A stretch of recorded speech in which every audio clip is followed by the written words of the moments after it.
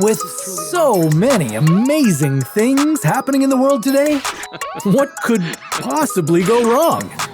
A giant asteroid is barreling on a collision course with Earth, and life as we know it is on the brink. After the smoke clears, how do we start over?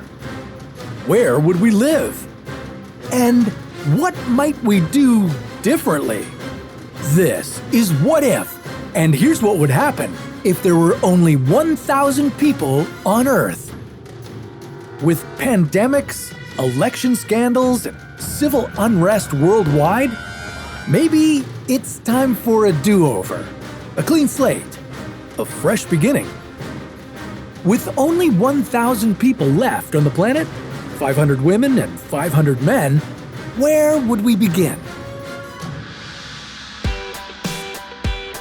First of all, we'd need to work together to flourish, rebuild society, and repopulate the planet. We'd need to farm, hunt, and help each other succeed. Sounds like a pretty good starting point, right?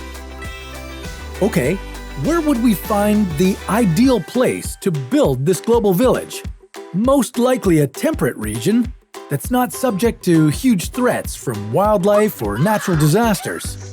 Let's stay away from the Ring of Fire because earthquakes would not help our society to rebuild. We don't want to live in an area where malaria is common either. That's good. Living in the north, like Canada, especially northern Canada, would mean surviving intense winters. So, no. How about Mediterranean Europe? It's got a long growing season for food, and there aren't as many natural wildlife threats as there are in Africa or Australia. Now that we've found the perfect location, let's start by meeting our basic survival needs like water, food, shelter, and sleep. We have to take care of them first because if people are hungry, then socializing, learning, or working won't be their main priority, slowing progress. At this stage, the people who understand how to take care of the land would be extremely valuable. They could teach others how to grow and harvest food. These community members would likely be the farmers, and the other households would get rations. And there could be hunters in the group. There should be lots of meat options because animal life would be flourishing around the world. Right? Without 7.8 billion humans, animals would be free to roam wherever they wanted. This would also do wonders for our planet. The atmospheric greenhouse gas emissions would eventually level out and plant life would flourish again. The Earth would finally recover after the centuries of stress due to so many humans. Okay, now that our food is taken care of, what about love and belonging? We are social beings and we need relationships. This includes acceptance in a group, family, love, and intimacy. If we don't meet these needs, people could become unhappy and even bored. Everything is my fault. How would we divide the work in our smaller pool of humans? It could be easier to accept each other as equals, as we're all in this global village together. We could develop this society with greater equality and balance between the genders. Or we could revert to more traditional roles for men and women, with women of childbearing years forced to have multiple pregnancies, similar to The Handmaid's Tale. Well, everything seemed to be going okay until that point.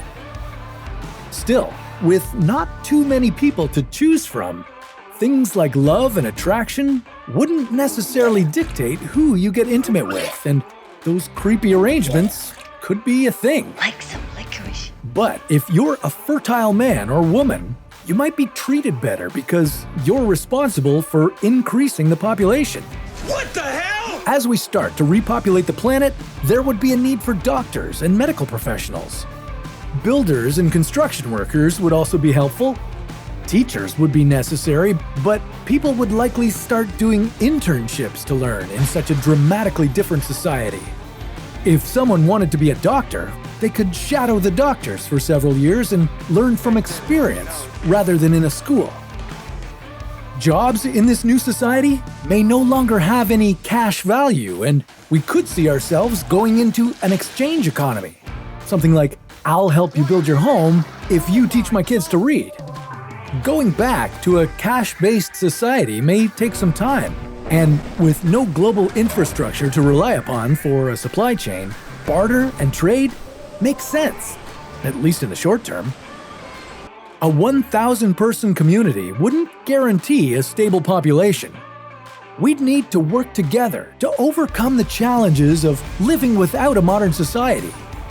The biggest problem would be another disaster happening and wiping out many of this already small population. Even a sickness could kill many people and leave the community vulnerable. And what would happen if all humans suddenly disappeared from Earth? Well, that's a story for another What If.